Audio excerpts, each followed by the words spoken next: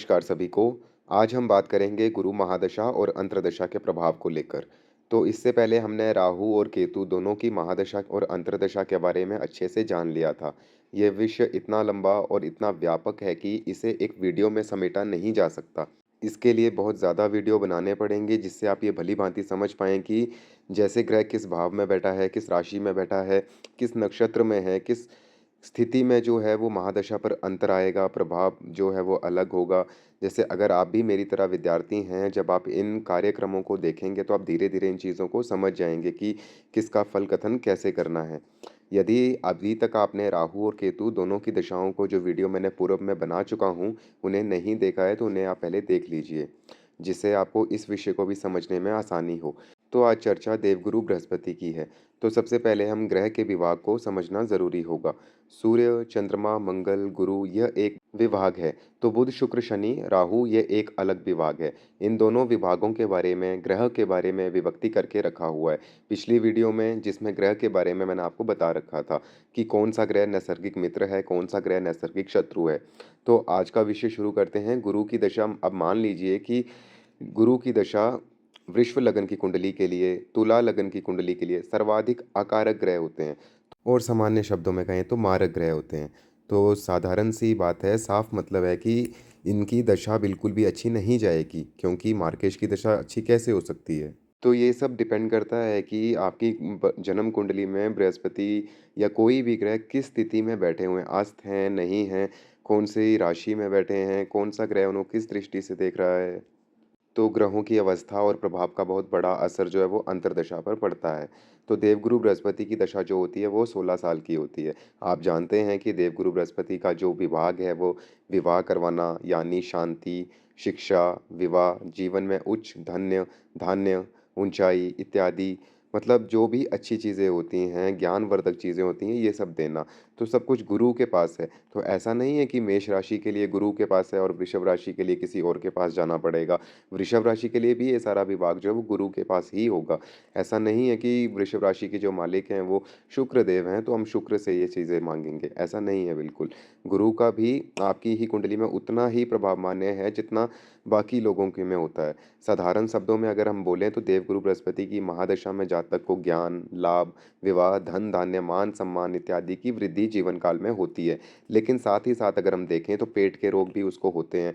लेकिन फिर भी भगवान की तरफ उसकी रुचि होने लगती है, श्रेष्ठ कर्म करता है इंसान, विशेष पद की प्राप्ति होती है। ये सब राहु की दशा में नहीं होता, क्योंकि राहु की दशा में इंसान इसकी इच्छा करता है तो वो उसे भ्रम पाता है।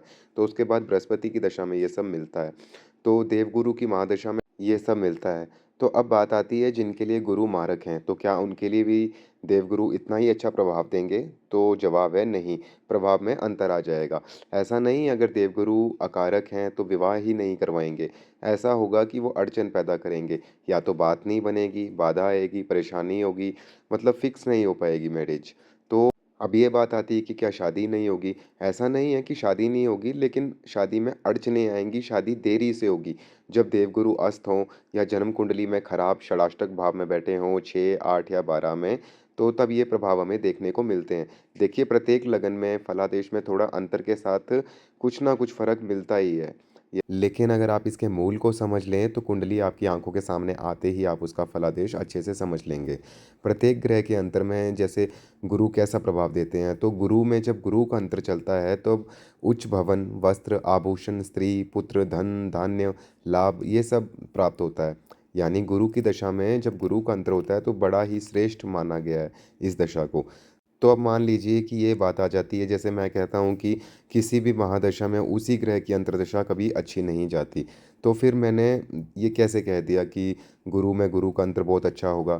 तो आप बात समझिए। देखिए गुरु की दशा से पहले किसकी दशा होती है? राहु की दशा।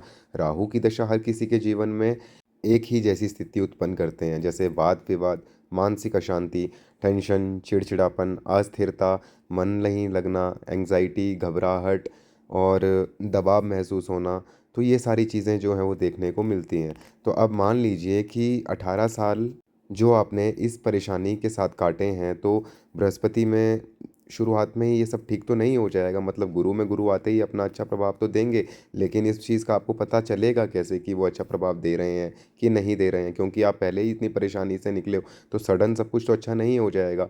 लेकिन मान लिया जाए कि आपकी कुंडली में राहु बहुत अच्छी स्थिति में है, दशम राहु है या एकादश राहु है और अच्छी स्थिति में बैठा है, तो साधारण-सी बात है कि राहु की दशा में आपको अच्छा मिला, अच्छा सब कुछ हुआ। तो ज़ाहिर-सी बात है कि बृहस्पति में जब बृहस्पति शुरू होगा, तो अब आपको ये चीज़ें मिल जाएँगी। भले से राहु में आपको डिज़ायर ही हुई थी, वो चीज़ें नहीं मिली थी या मिली, वो कम समय के लिए मिली, तो वो बृहस्पति की दशा में जब गुरु में गुरु चलेगा, वो आपको मिल जाएगा। लेकिन अगर आपका राहु अच्छा नहीं था, उस टाइम अच्छा नहीं हुआ कुछ, तो बृहस्पति में बृहस्पति शुरू होते ही ये चीज़ें आपको नहीं मिल जाएँगी। भले प्रभाव मिलेगा, लेकिन थोड़ा मिलेगा। जैसे 18 साल अगर आपके खराब गए हैं, तो वो सडनली 1 महीने के अंदर ठीक तो नहीं हो जाएगा सब कुछ। तो इसके बाद आती है गुरु में शनि की दशा। तो अब गुरु में शनि की दशा को हम इस प्रकार से समझेंगे, देखिए पहले इसकी युति को आप तोड़िए। मान लीजिए कि ये दोनों एक साथ बैठे हैं, तो ये हमारे जीवन में क्या करेंगे? बृहस्पति क्या करते हैं? बृहस्पति हैं हमारे को ज्ञान देने वाले और वहीं शनि हैं साधु। तो मतलब बृहस्पति हमारा विवाह करवाने वाले हैं, लेकिन शनि जो हैं वो हमें उन चीज़ों से दूर करने वाले हैं। तो ये हमें उदासीनता की ओर ले जाने वाले हैं। मतलब अगर मान लीजिए हमारे पास कोई कुंडली आती है और उसमें बृहस्पति में शनि की दशा चल रही है, तो हम ये कह सकते हैं कि इंसान जो है वो उदासीनता की ओर जा रहा है। चाहे वो अपने कार्य क्षेत्र में, अपने जीवन में जितना भी अच्छा काम कर रहा हो। लेकिन अगर हम मैरिड लाइफ़ में उसे देखेंगे, तो उनका आपस में जो पति-पत्नी का स्पार्क होता है वो ख़त्म हो जाएगा। जस्ट बिकॉज़ शनि जो है वो कर्म करता है, वो कर्म करवाएगा, लेकिन घर में जो है वो मानसिक तनाव रखेगा ही रखेगा। क्यों? क्योंकि इंसान देखिए, जब बृहस्पति में शनि की दशा चलती है, तो इंसान साधुओं जैसा जीना शुरू कर देता है। तो जैसे मान लेते हैं कि हमारे पास कुंडली पड़ी है जो तुला लग्न की है और तुला लग्न में गुरु कारक नहीं है। तो अब गुरु में शनि का अंतर आया, शनि बेहद कारक ग्रह हैं। तो शनि तुला लग्न के लिए बेहद कारक हैं, तो हम कह सकते हैं कि आदमी उदासीनता की ओर तरफ जा रहा है। लेकिन अब जो तुला लग्न के लोग होते हैं, वो उदासीनता को छोड़िए, साधु बनना या सन्यासी बनना इनके जीवन पे मतलब ऐसा प्रभाव डाल ही नहीं सकता। ये इंसान ऐसी सोच रखते ही नहीं हैं। शुक्र वाले लोग कैसे होते हैं आप जानते ही हैं। तो क्योंकि तुला शुक्र का लगन है, तो शुक्र वाले आदमी जो हैं वो उदास, साधु ये चीज़ें नहीं बन सकते हैं। लेकिन ये बात अलग है कि राहु शुक्र हो तो वो मस्त साधु, जो आपने देखे होंगे कि वो साधु वाली ज़िंदगी भी जीते हैं, लेकिन साथ में मटेरियल लाइफ़ में भी इंटरेस्ट रखते हैं। तो आप कहेंगे कि ये तो फलादेश गलत हो गया, लेकिन नहीं, ये शब्द गलत नहीं है, उदासीनता एक बहुत सही शब्द है। अब हम तो कहने का भाव ये था कि तुला लग्न वाला इंसान कभी साधु बनने के लिए नहीं सोच सकता, लेकिन स्थितियाँ ऐसी हो जाती हैं कि इंसान इस तरफ भी मुड़ जाता है, या मतलब जो मैंने आपको शुरू में बताया उदासीनता शब्द, इस तरफ इंसान चला जाता है। तो अब हम गुरु में शनि का फलादेश कैसे लेंगे? तो इसमें संभवतः है कि आप अपनी मैरिड लाइफ़ में उदासीन रह सकते हैं, अपने करियर में उदासीन रह सकते हैं, झूठे इल्ज़ाम आप पे लग सकते हैं, ऐसी-ऐसी प्रॉब्लम जो वो देखने को मिलती हैं। तो यहाँ पर पॉइंट चेंज हो जाता है कि वही शब्द वही है उदासीनता, लेकिन परिस्थितियों के आधार पर उसको हम फिट कर रहे हैं। तो देखिए, यहाँ पे मध्य प्रेमी हमें बनाते हैं। अब मान लीजिए कि कर्क लगन की कुंडली है, गुरु उच्च के हैं और शनि का अंतर आया है और शनि भी अच्छे बैठे हैं। तो हम बोल सकते हैं कि मध्य प्रेमी नहीं बनाएँगे, नशे की ओर ज़्यादा ले जाएँगे। लेकिन अगर लगन ऐसा है कि आदमी साधना की भावना रखता है, पूजा-पाठ वाला है, तो साधना की ओर वो ज़्यादा जाएगा। तो उस टाइम पे हम ये बोल सकते हैं कि इस दशा में इंसान अपनी साधना में जो है वो बहुत गूढ़ तरह से, बहुत डीपली जाएगा। मतलब हमने सिचुएशन के हिसाब से चीज़ को फिट करना है। अब सवाल उठता है कि मद्यपान से सीधा हम साधना की ओर कैसे आ गए? तो अगर इस चलिए दशा में हम एकदम अच्छी ये स्थिति बिल्कुल में हैं, विपरीत तो बात जहाँ हो तक गई। जहाँ तक हो जैसे ऐसा मैं होगा कि समझाना चाहता हूँ कि वो साधु परिस्थितियों के सन्यासियों वेग से से प्रेम करने फलादेश वाला विपरीत होगा, हो जाता है। साधु सन्यासियों से प्रीति लेने वाला होगा, तीर्थ यात्रा करने वाला होगा। लेकिन अगर वहीं सिचुएशन थोड़ी डाउन होती है, तो इंसान नशे वाला हो सकता है। तो गुरु में फिर इसके बाद आता है गुरु में बुध का अंतर। तो ये बहुत अच्छा माना गया है। मंत्री पद, ऊँचा पद, मान-सम्मान, वृद्धि, व्यापार में लाभ, ये सब ये दशा में हमें मिलता है। अब मान लिया जाए कि गुरु और बुध इन दोनों का संबंध कुंडली में षडाष्टक योग वाला है, तो थोड़ी परेशानी आएगी। बट अब वो फलादेश कैसा होगा? तो गुरु में बुध के अंतर में जातक के लिए व्यापार में हानि की संभावना बनेगी। सोना दिखा के पीतल मिलने वाला काम, धन में हानि की संभावना, वचन देकर समय पे अपना वचन पूरा ना करके अपनी छवि को समाज में बिगाड़ना, ऐसे कार्य इंसान करने लगता है। ऐसी स्थिति में मान लीजिए कि अगर आप राजनीति में हैं और चुनाव लड़ने जा रहे हैं, तो इस समय पे हम ये कह सकते हैं कि लोग जो हैं वो आपकी इस बाहरी बहुत अच्छी प्रशंसा करेंगे, वो आपका साथ देने की पूरी-पूरी बात करेंगे। लेकिन जब काम की बात आएगी, टिकट मिलने की बात आए तो आपको टिकट ही ना मिल पाए। तो ऐसी स्थितियाँ उत्पन्न होती हैं। तो कहने का भाव ये है कि अगर आप पार्टी से जुड़े हुए होंगे तो आपके लिए सब बहुत अच्छा कहेंगे, लेकिन जब काम की बात आएगी तो सब पलट जाएँगे। क्योंकि शनि गवर्नमेंट से जोड़ते हैं सेवा से। ये बात अलग है कि आजकल लोग नेता बन के काम अलग कर रहे हैं, तो फलादेश केवल इसी प्रकार से बदलता है, बस इतना ही इसमें देखना होता है। तो इसके बाद आती है दशा गुरु में केतु। तो ज्योतिष शास्त्र में केतु को ऊंचाई कहा गया है और गुरु को ज्ञान कहा गया है। तो जब कुंडली में ये दोनों अच्छे बैठे हों तो अच्छा प्रभाव मिलता है। जैसे मान लीजिए धन अच्छा मिलेगा, आभूषण अच्छे मिलेंगे, तीर्थ यात्रा इंसान करता है, धार्मिक यात्राएं इंसान करता है, धार्मिक कृत्य इंसान करता है, धर्म वाले कामों में बढ़ चढ़ कर वो आगे देखने को मिलेगा हर जगह। लेकिन मान लीजिए कि केतु की सिचुएशन अच्छी नहीं है, तब इंसान क्या करेगा? उस समय पे इंसान जो है वो धर्म वाले चीज़ों से दूर भागता है, धर्म वाले कृत्यों से दूर भागता है, उसकी धन हानि होती है और जो आपने देखा होगा कि जिन इंसानों का मर्डर हो जाता है, ऐसी-ऐसी चीज़ें। क्योंकि अगर बृहस्पति भी खराब बैठे हैं, तो जहाँ बृहस्पति बैठते हैं, वहाँ पे वो आयु को क्षीण करते हैं। तो केतु में ये चीज़ हमें देखने को मिल जाती है। दूसरा खान-पान, अगर हमारा खान-पान अच्छा नहीं होगा तो हमारा लीवर जो है वो वीक रहेगा। तो हमारे लीवर के जो कारक हैं वो बृहस्पति होते हैं। अब गुरु में केतु का जो अंतर होगा वो रोग उत्पन्न करने वाला होगा। जब तक गलत खान-पान करेंगे हम तब तक हमारे रोग सही नहीं होंगे और सबसे ज़्यादा प्रॉब्लम तब आती है जब केतु की प्रॉब्लम्स हमारे मेडिकल में शो नहीं होती हैं। लेडीज़ में केतु के टाइम पे यूरिनल प्रॉब्लम चलती है, यूरिनल इन्फेक्शन उन्हें होने शुरू हो जाता है। या तो शरीर की जो पावर बन रही होती है वो पेशाब की साथ-साथ वेस्ट होना शुरू हो जाती है। और अगर लड़कों में देखेंगे मतलब मेल साइड आप देखेंगे तो उनके लिवर में स्वेलिंग आना शुरू हो जाती है, लिवर के ऊपर छाले देखने को मिलते हैं। तो ऐसी-ऐसी प्रॉब्लम्स देखने को मिलती हैं और एक कोलेस्ट्रॉल की प्रॉब्लम भी देखने को मिलती है। बट ये सारी चीज़ें जो वो ऐज के हिसाब से हम फलादेश में बता सकते हैं। तो इसके बाद दशा आती है गुरु में शुक्र। तो ये आपको देखिए अगर मान लीजिए ये बहुत एक अच्छी दशा है मतलब गुरु में जब शुक्र की दशा आती है तो ये बहुत अच्छा समय कहा गया है, श्रेष्ठ समय कहा गया है। जातक को धर्म में रुचि दिलाने वाला होता है, ज्योतिष में रुचि दिलाने वाला होता है, सत्संग में रुचि दिलाने वाला होता है। लोग जो है सामाजिक कृति करने वाले बन जाते हैं इस टाइम पे। तो अब सवाल उठता है गुरु में शुक्र का अंतर क्या सदैव अच्छा ही होगा? तो मान लीजिए गुरु शुक्र कहीं खराब बैठे हैं, षडाष्टक बैठे हैं, तो क्या होगा? तो परेशानी आएगी, मधुमेह होगा, शुगर की प्रॉब्लम जिसे हम कहते हैं, शत्रु के साथ बहसबाजी हो सकती है। मतलब आप अपना पक्ष ज़ुबान से ज़्यादा रखेंगे लेकिन अगला वाला ज़ुबान से नहीं रखेगा, वो हाथापाई करेगा। क्योंकि शुक्र हमारी ज़ुबान है, ज़ुबान ज़्यादा इंसान चलाता है। तो गुरु के साथ जातक के संबंध में खटास पैदा हो शुरू हो जाती है। मतलब जो हमारा गुरु होते हैं उनके साथ हमारा संबंध खराब होना शुरू हो जाता है। हम उनकी सुनना बंद कर देते हैं क्योंकि शुक्र खुद दैत्यों के गुरु हैं तो इस टाइम पे हम किसी की नहीं सुनते। तो जातक जो है वो गलत चरित्र वाला हो जाता है क्योंकि गुरु कौन है? गुरु तेज है। तो गुरु हमेशा तेज रखेंगे। गुरु ऊँचाई है, गुरु चमक है और शुक्र भी चमक है, वो जातक को चमक में ही लेकर आएँगे। लेकिन ज़रूरी नहीं है कि वो अच्छे कृत्यों से लाएँ।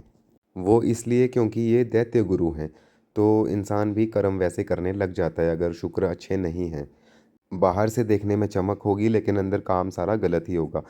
ऐसे लोग जो हैं वो स्त्री संग करने लग जाते हैं। बिना बात जिन चीज़ों की उन्हें ज़रूरत नहीं होती है, उन मटेरियल, उन लग्ज़री चीज़ों के ऊपर खर्चा करना शुरू कर देते हैं। फिर इसके बाद दशा आती है गुरु में सूर्य की। गुरु में सूर्य का अंतर बहुत अच्छा माना गया है अगर आप नौकरी कर रहे हैं या स्टूडेंट हैं, क्योंकि गुरु की दशा में सूर्य का अंतर जब चल रहा होता है तो सामान्य शब्दों में देखा जाए ये नौकरी दिलाने वाला होता है। या अगर वो तैयारी कर रहा है, कोई स्टूडेंट है वो जॉब की तैयारी कर रहा है तो इस टाइम पे जॉब मिल जाती है। तो हर स्थिति में ये नहीं होगा कि उसे जॉब मिल ही जाएगी। अब वो प्लैनेट किस स्थिति में बैठा है, कितनी डिग्री के हिसाब से है, वो उस हिसाब से हम कह सकते हैं।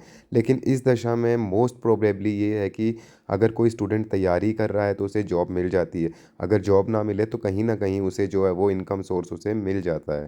तो अगर इस युति को अगर हम जोड़ें तो देखिए सूर्य में बृहस्पति है तो सूर्य क्या है? आग, बृहस्पति है ज्ञान। अगर उल्टा करते हैं तो बृहस्पति में सूर्य है। महादशा बृहस्पति, सूर्य अंत्र। तो ज्ञान उसके बाद ईगो। मतलब सूर्य ईगो है, तो इंसान अपने आप को इतना ज्ञानी समझेगा सबके आगे कि अपनी ज़ुबान की वजह से, अपने गुस्से की वजह से, अपने एटीट्यूड की वजह से ही अपना सारा काम वो खुद ही ख़राब कर लेता है। तो अगर सूर्य अच्छा बैठा हो तो मान-सम्मान मिलता है, अगर खराब बैठा हो तो मान-हानि मिलती है। तो राजनीति में सफलता दिलाने वाला होता है, लेकिन गुरु सूर्य का संबंध खराब हुआ तो यहाँ पे छोटी-मोटी परेशानियाँ देखने को मिल जाती हैं। हेल्थ वाइज़ परेशानियाँ मिलती हैं, जैसे कि लीवर में ज़्यादा गर्मी होना, उसमें जो गैस आपकी बनेगी वो आपके सर में टकराएगी, तो उस वजह से सर में दर्द होना, आँखों से पानी निकलना। इसके बाद आती है गुरु में चंद्रमा की दशा, तो इंसान की जो प्रवृत्ति होती है इसमें वो चंद्रमा की तरह चमक जाती है। मतलब गुरु जो हैं वो उसको पुत्र आदि से भर देते हैं, धन धान्य की वृद्धि करवाते हैं, सुख समृद्धि देते हैं, मान सम्मान देते हैं, यश कीर्ति देते हैं। क्यों? क्योंकि गज केसरी योग का निर्माण होता है। तो वहीं अगर चंद्रमा अच्छी स्थिति में नहीं बैठा है तो इंसान नीच कार्य करता है, और अगर बृहस्पति भी नीच स्थिति में बैठे हैं तो इंसान ज्ञानी होने के बाद भी नीच कार्य में ज़्यादा घुसता है, पर स्त्री का संग करता है, उसकी माता को कष्ट होता है, उसकी माता की हेल्थ ठीक नहीं रहती है, या तो मैरिड लाइफ में उसको, मतलब उसको अपनी चंद्र दशा में औरत की तरफ से परेशानी आनी है। अगर माँ है तो माँ की तरफ से परेशानी आनी है, और अगर माँ नहीं है, मैरिड है, बेटी है, तो बेटी या माँ पत्नी दोनों की तरफ से किसी एक परेशानी आ सकती है। अब हम ये कहेंगे कि पत्नी तो शुक्र है, लेकिन चंद्रमा स्त्री है, तो अब वो कोई भी स्त्री हो, परेशानी आनी है, चाहे वो घर के बाहर हो, चाहे वो घर के अंदर हो। घर का जो पानी होगा वो बहता ज़्यादा रहेगा। घर के अंदर गीली-गीली चीज़ें ज़्यादा रहना शुरू हो जाएँगी। बच्चे का मन, मतलब आप आपके घर में जो बच्चे होंगे उनको ज़्यादा डर महसूस होगा, एंग्ज़ायटी होना शुरू हो जाएगी बिना बात के। क्यों? क्योंकि देखिए बृहस्पति जो है हमारे हृदय के कारक हैं, चंद्रमा हमारे मन के कारक हैं। तो जिसे हम गजकेसरी योग बोलते बोलते हैं, एक्चुअल में उनके साथ जो उनकी कहानी है वो आप जानते हैं कि चंद्रमा, बृहस्पति की जो पत्नी थी तारा माता, वो चंद्रमा के साथ प्रेम संबंध में आ गई थी। तो उस टाइम पे जो-जो भी चीज़ें हुई थी उन सब के बाद आप कैसे इस बात को मान सकते हैं कि गजकेसरी योग बनता होगा? ठीक है, ये बनता था, लेकिन उसके बाद घटनाएँ कुछ ऐसी हो गई कि ये अब रिज़ल्ट ही नहीं देते हैं। तो इस वजह से हम इस दशा में उल्टा-उल्टा ही कार्य ज़्यादा करने लग जाते हैं जब ग्रह स्थितियाँ नीच की हो। तो आप देखेंगे कि पाचन तंत्र की अगर हम बात करेंगे तो हमारा जो इंटेस्टाइन है, इंटेस्टाइन में हमारी वीकनेस आना शुरू हो जाती है। खाने के बाद हमें वहाँ पे दर्द महसूस होता है, आँखों से पानी निकलना ज़्यादा शुरू हो जाता है, जैसे सूर्य में होता है उसी प्रकार से। लेकिन सूर्य में जब हम बात करते हैं उस समय ऐसा होता है, और चंद्रमा में रात्रि के समय जब हम सोए होते हैं तो रात को पानी निकलता है और सुबह तक हमारी आँखें जो है वो चिपक गई होती हैं। ऐसी-ऐसी कुछ प्रॉब्लम्स देखने को मिलती हैं। क्यों? क्योंकि बृहस्पति लीवर का मालिक है, लीवर में हमारे गर्मी पैदा हो रही है। तो वो जो उसकी जो हीट बन रही है वो हमारी आँखों के थ्रू जो पानी निकल रहा है वहाँ से निकल रही है, या पेशाब के थ्रू। तो ऐसी-ऐसी हेल्थ इश्यूज़ हमें क्रिएट मतलब चंद्रमा कर देता है। क्यों? क्योंकि चंद्रमा हमारे मन का कारक है, इसी तरह से हमारे शरीर में और चीज़ों का भी कारक है, तो उन्हीं चीज़ों की तरह जैसे उनको तोड़ता है। मान लीजिए चंद्रमा का काम है तोड़ना, मन को तोड़ना, तो हमारा पाचन तंत्र है, पाचन तंत्र को तोड़ना, हमारे इमोशंस हैं, इमोशंस को तोड़ना। तो मान लीजिए अब और तरह से समझना है तो चंद्रमा पानी है, पानी कभी रुकता नहीं है चाहे जितने पत्थर लगा लो, जहाँ वो रुक गया वहाँ वो सड़ गया। तो ऐसा ही हमारे हेल्थ रहती है, तो इसमें हमें इनटेक जो है वो पानी का ज़्यादा करना होता है, लेकिन चंद्रमा की दशा में हमें ठंड ज़्यादा लगती है और हम पानी नहीं पीते। ये सब चीज़ें, जब आप चीज़ों की डीपली घुसेंगे तब आप इन चीज़ों को पकड़ पाएँगे। ये वीडियो सिर्फ़ मैं ऊपर-ऊपर से आपको समझाने के लिए बना रहा हूँ। तो बृहस्पति में जब चंद्रमा की दशा आती है तो इंसान क्रिएटिव हो जाता है, मतलब उसका मन जो है वो चंचल हो जाता है, बिना बात उसको घबराहट होने शुरू हो जाती है। ऐसी दशा में अगर हम ज़्यादातर मैंने ऐसे केसेस देखे हैं, इंसान नशे में चला जाता है, क्योंकि नहीं, बड़ी उम्र की मैं बात कर रहा हूँ। सुबह उठ के, मतलब मान लीजिए अगर वो पहले से ही नशा लेता था तो इस दशा में क्या होता है कि सुबह उठ के उसको घबराहट महसूस होती है, तो इसमें घबराहट डबल होगी। क्यों? इससे पहले भी होती थी, लेकिन वो बृहस्पति वो हृदय कंपन थी, लेकिन अब मन भी डरेगा, चंद्रमा साथ है। तो इंसान सुबह ऐसे ही बस थोड़ी-सी घबराहट के लिए नशा करता है और उसकी एक आदत बन जाती है इस दशा में, जिसको वो छोड़ नहीं पाता। और इसी वजह से जो बृहस्पति में जो चंद्रमा की दशा आती है तो इंसान लास्ट में मेंटली डिप्रेस्ड, ऐसी-ऐसी चीज़ें उसके साथ होती हैं, मैरिड लाइफ़ ख़राब हो जाती है। ये सारी चीज़ें जो हैं मैरिड लाइफ और बाकी की चीज़ें, ये बर्थ चार्ट पूरा हो तभी हम बता सकते हैं। ये सिर्फ़ अब अगर हम महादशा की बात कर रहे हैं तो वो मैं आपको मोटा-मोटा आपको मैंने समझा दिया। आपकी इस वीडियो से कोई भी हेल्प हो पाए तो प्लीज़ कमेंट करके ज़रूर बताइएगा, नेक्स्ट वीडियो बनाने में काफ़ी सपोर्ट मिलता है। तो नेक्स्ट हम बात करेंगे गुरु में मंगल दशा की। इस दशा में हमें भूमि लाभ होने की संभावना ज़्यादा रहती है और अगर परेशानियों की बात करें तो ब्लड रिलेटेड प्रॉब्लम ज़्यादा रहती हैं, एक्सीडेंट की प्रॉब्लम ज़्यादा रहती है। मतलब एक्सीडेंट होने के चांसेस ज़्यादा हो जाते हैं। क्यों? गुरु नीच का हो तो मंगल गुस्सा बढ़ा देता है, मतलब इंसान ज्ञान को पीछे रख के ज़ोर की आज़माइश ज़्यादा करता है। और वहीं वो पहले चंद्रमा से निकला था, चिड़चिड़ेपन से निकला था, तो यहाँ पे अब वो किसी की सुनता नहीं है। वो मंगल उसके पास अब ज़ोर है, वो ऊर्जा है, तो उसका वो इस्तेमाल करता है, तो इस वजह से वो कष्ट में पड़ जाता है। मतलब देखिए, चंद्रमा में जो हमारी मानसिक स्थितियाँ खराब हुई थी, जब हम किसी की सुन के चिड़चिड़ापन महसूस करते थे सडनली, फिर भी हम सुनना पड़ता था। क्यों? क्योंकि इसमें हम कुछ कर नहीं पा रहे थे। हमारा मन खराब था, तो मंगल में हम अपनी मानसिक स्थितियों को ठीक करके उन चीज़ों पे काम करते हैं। लेकिन मंगल जो है वो मोटी बुद्धि वाली बात हो जाती है कि इंसान अपने दिमाग की नहीं लेता है, फिर सिर्फ़ शरीर का ज़ोर आज़माता है। तो इसी वजह से हम काफ़ी प्रॉब्लम लाइफ़ में झेलते हैं, क्योंकि बृहस्पति मोस्टली हमारी मैरिज लाइफ़ को दिखाता है, तो हम अपनी मैरिड लाइफ़ को ख़राब करते हैं।